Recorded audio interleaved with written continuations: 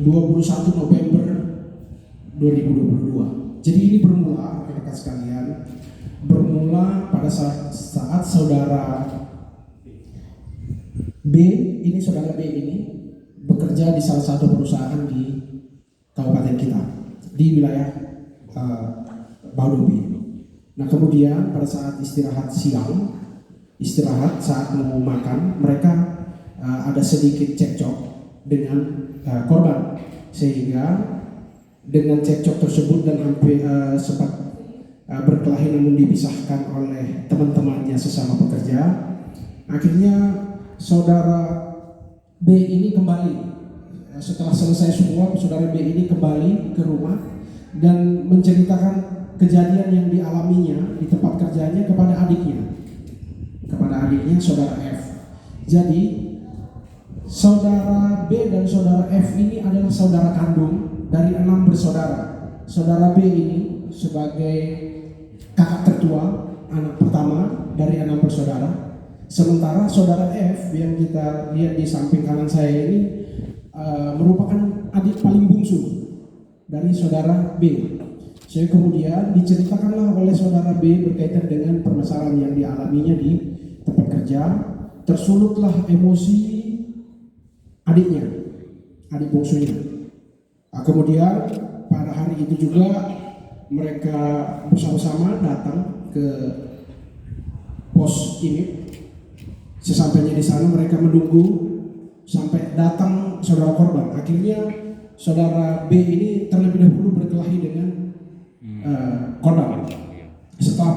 Pada saat berkelahi, si saudara F ini datang dengan tujuan membantu kakak pertamanya dan sudah membawa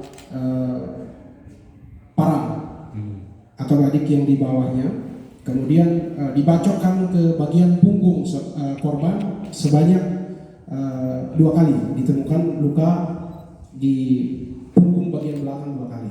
Nah, ini kejadian ini memang kemarin sempat kita menaruh perhatian karena kejadian ini ditanggapi oleh saudara dan teman-teman dari korban, sehingga kita mengantisipasi jangan sampai kejadian ini melebar.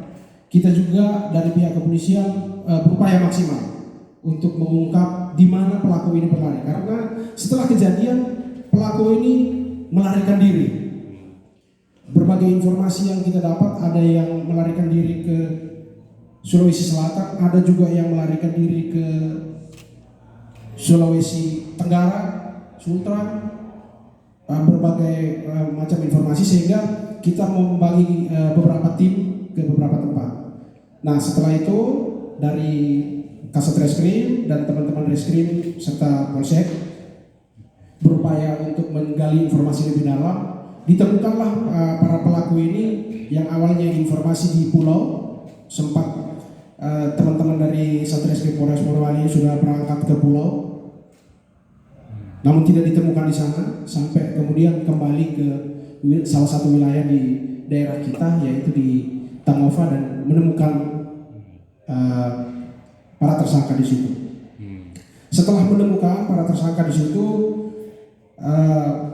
kedua orang ini memang sebelumnya kan mereka menganiaya menggunakan senjata tajam yang kita lihat di depan teman-teman sekalian. Mereka melakukan perlawanan terhadap petugas. Ya. Mungkin teman-teman bisa melihat senjata tajam dari depan.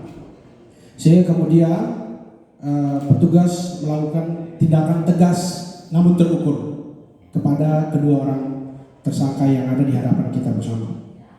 Untuk rekan-rekan ketahui bahwa kedua tersangka ini berasal dari Siwa. Siwa itu di Sulawesi Selatan, dari Wajo, yang salah satunya itu berusia 42 tahun, kakak pertamanya 42 tahun, dan adiknya berusia 23 tahun.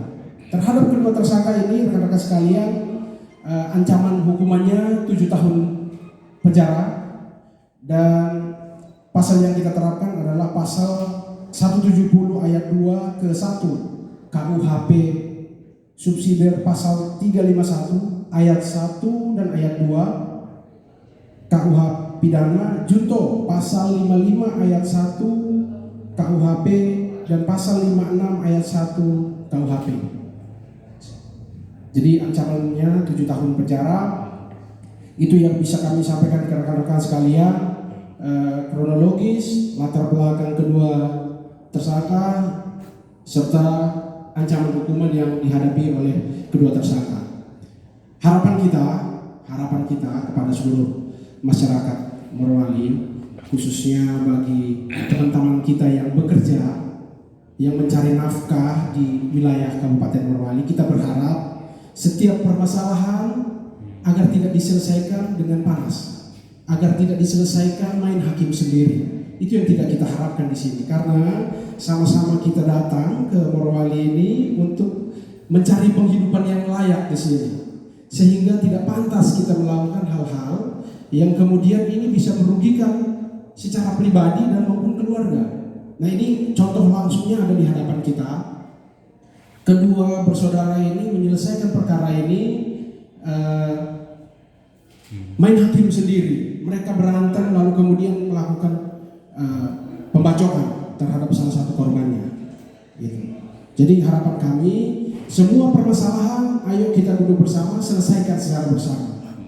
Yang kedua, harapan kami yang kedua, permasalahan ini tidak sampai melebar ke isu-isu lain, baik itu isu perkumpulan persaudaraan atau mungkin berkembang sampai ke SARA. Walaupun kemarin kita tahu bersama bahwa saudara, teman, keluarga, perkumpulan dari saudara korban ini turut datang, mereka menuntut kejadian ini. Namun kita berharap setiap kejadian tidak usah pakai hal-hal seperti itu. Kita hindari benar. Ya. Kita duduk bersama, selesaikan permasalahannya dengan baik. Karena kami terus terang dari pihak kepolisian juga menaruh perhatian yang maksimal terhadap perkara-perkara seperti ini. Jangan sampai ini mengganggu stabilitas keamanan ketertiban masyarakat di wilayah kita. Itu rekan-rekan sekalian harapan kami, dan kemudian mungkin kalau ada tambahan dari Bapak Kapokop atau Kasat Reskrim kami persilahkan. Namun mungkin kita lihat bersama dulu barang buktinya di hadapan kita, rekan-rekan sekalian. Mungkin ada yang mau mendokumentasikan lebih dekat, akan kita pegang ya. Begitu rekan-rekan? Iya.